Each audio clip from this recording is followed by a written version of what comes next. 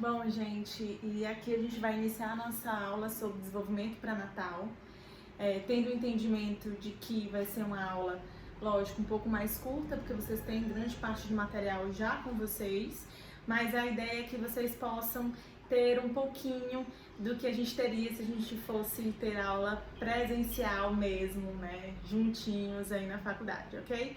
Então a gente vai iniciar falando sobre o desenvolvimento pré-natal. E quando é que então esse desenvolvimento ele acontece? Né? Como vocês podem ver aqui, ele se dá desde a concepção e vai até o nascimento. E quando é que é essa concepção?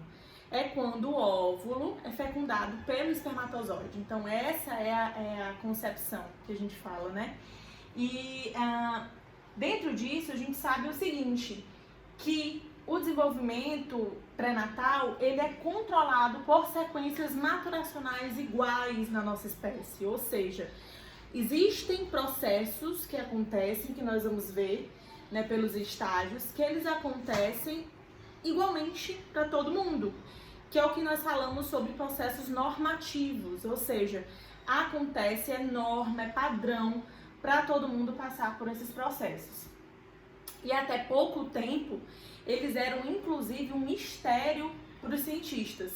Então, o que se fazia era estudar embriões de fetos que eram inclusive abortados, né, por animais, enfim, ou por pessoas da nossa própria espécie. Por quê? Porque até pouco tempo atrás não se tinha conhecimento nenhum, não havia exame de ultrassom, por exemplo, exames de imagem, para falar sobre como acontecia o processo dentro da barriga da mulher.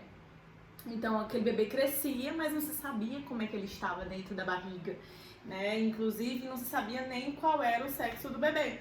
E aí é que com a tecnologia a gente foi melhorando e ampliando isso, e atualmente nós conseguimos inclusive ter esses exames de imagem. Mas lembrando que antes isso acontecia por um processo totalmente enigmático, né? E aí com esses estudos de fetos, de embriões que foram abortados por pessoas da nossa própria espécie ou por outros animais, é que a gente conseguiu ter uma evolução também, e logicamente da tecnologia. Bom, e essa concepção, né, que acontece, ou seja, esse processo em que o espermatozoide, ele se une junto ao óvulo, forma, na verdade, uma nova célula que é chamada de zigoto, ok? Então, o processo de união do espermatozoide com o óvulo, né, que é o que a gente chama de concepção, dá a formação de uma nova célula chamada zigoto.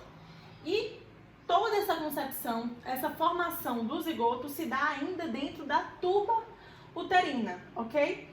E aí é que ele vai percorrer a tuba uterina e vai para o útero onde se implanta. Dentro desse processo, esse processo na verdade acontece aí por volta de 2 semanas, certo? Então são mais ou menos 2 semanas que a gente tem para que esse zigoto ele percorra a tuba uterina e possa se implantar no útero. Inclusive, essa implantação é chamada de nidação, que é aquele momento em que algumas mulheres, inclusive, têm um pequeno sangramento, algumas acham que é menstruação que está vindo, enfim.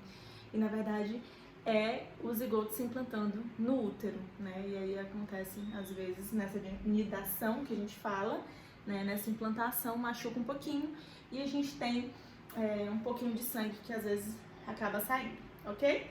E aí, beleza, e é onde a mulher realmente, ela engravida e começa o desenvolvimento dessa célula dentro do corpo para que venha a nascer aí uma nova criança, um novo bebê. E então, quais são os primeiros sinais e sintomas da gravidez da mulher? Então, uma das primeiras coisas que acontece é que as mamas ou os mamilos das mulheres ficam mais sensíveis e inchados devido aos hormônios estrogênio e progesterona, né, que começam aí a aumentar de quantidade durante a gravidez. Uma outra coisa também, devido à progesterona, é a fadiga, né? Muitas mulheres reclamam de cansaço, principalmente lá pro final da gravidez, até pelo peso da própria barriga, o próprio estado psicológico, quando a mulher descobre que tá grávida, né? A mulher acaba se sentindo ou relatando maior fadiga. como eu falei pra vocês também, uma outra coisa que acontece é o sangramento leve ou as cólicas, né, que vão acontecer aí nesse processo de implantação de 2 semanas aí no útero. Então, geralmente essas cólicas ou esse pequeno sangramento por conta da anidação acontece entre 10 e 14 dias, né? E aí é onde começa, por exemplo, o útero a se adaptar a esse novo ser e a aumentar de tamanho. Outra questão também é o desejo por comida. Então, a mulher grávida, ela acaba relatando também um aumento da fome. E isso também se deve pelas mudanças hormonais, né? E acontece geralmente no primeiro trimestre. Então, as mulheres aí relatam que se sentem com mais vontade de comer. Náusea é um outro sintoma também, né? O estômago da mulher, quando ela engravida, ele acaba...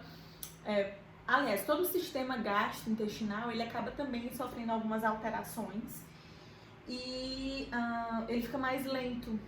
E aí o que acontece é que o estômago, ele muitas vezes esvazia mais lentamente, a mulher se sente com maior refluxo, com maior náusea, certo? E tudo isso por conta também das mudanças hormonais e das mudanças estruturais que estão acontecendo na própria mulher, né? Lembrem-se que ela está mudando, o corpo dela está mudando completamente e isso com certeza afeta e altera em todo o sistema, né? Em todo o funcionamento do organismo. A vontade frequente de urinar também aparece, né? Então, principalmente quanto mais a barriga vai aumentando, mais esse novo ser vai comprimindo alguns órgãos das mulheres e principalmente um deles, na verdade, é a bexiga, né? Que acaba ficando mais comprimida e aí a mulher sente mais vezes vontade de urinar.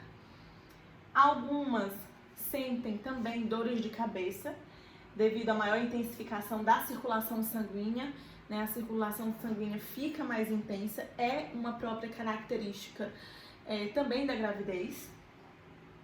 A progesterona, também, como eu já falei para vocês, a gente tem um retardo nessa digestão da mulher, o sistema gastrointestinal é afetado e a progesterona tem a ver com isso, né? E ela pode também gerar a constipação, né? Que é o que muitas mulheres grávidas também reclamam.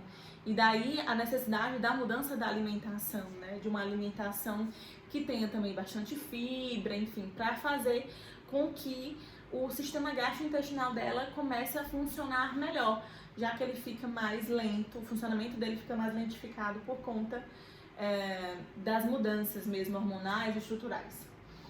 Variações de humor, então mais uma vez a gente tem aí os hormônios, né, afetando na gravidez e variando o humor da mulher. Então em alguns momentos ela vai chorar por qualquer coisa, vai se sentir feliz. Então, assim, às vezes há uma mistura de sentimentos e uma intensidade muito grande desses sentimentos durante a gravidez. Pode acontecer também de haver fraqueza, né, e tontura, e aí isso está relacionado a essa dilatação dos vasos sanguíneos, né? Como eu falei, há uma intensificação na circulação até para que o embrião, o feto, seja irrigado.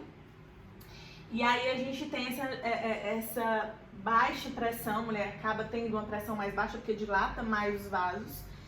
E os níveis de açúcar tendem a baixar mais rapidamente no organismo da mulher. Então muitas vezes ela se sente fraca e tonta devido a essa mudança. E além disso também um aumento na temperatura basal do corpo da mulher, até para que ela possa... esse também é um mecanismo para que o corpo da mulher esteja preparado para habitar aí um novo ser. Então essas mudanças acabam acontecendo, né, durante a gravidez. E lembrando aí desse período de concepção de 2 semanas, que é essa união entre o espermatozoide, né, no caso óbvio do homem, e do óvulo da mulher. Então quando eles se juntam, ocorre a concepção e passa aí um período de 2 semanas até que esse zigoto, né, que essa única célula oriunda dessas duas, possa se implantar no útero. Essa foi a primeira parte da nossa aula e vamos já já para a segunda parte, que a gente vai falar sobre os estágios que acontecem durante a gravidez, que foi aquilo que eu comentei no início. Antes a gente não sabia muito sobre a gravidez e agora a gente sabe bem mais, né, graças aos estudos, graças à tecnologia. Então a gente vai falar já já sobre os estágios da gravidez. Não perca a próxima aula.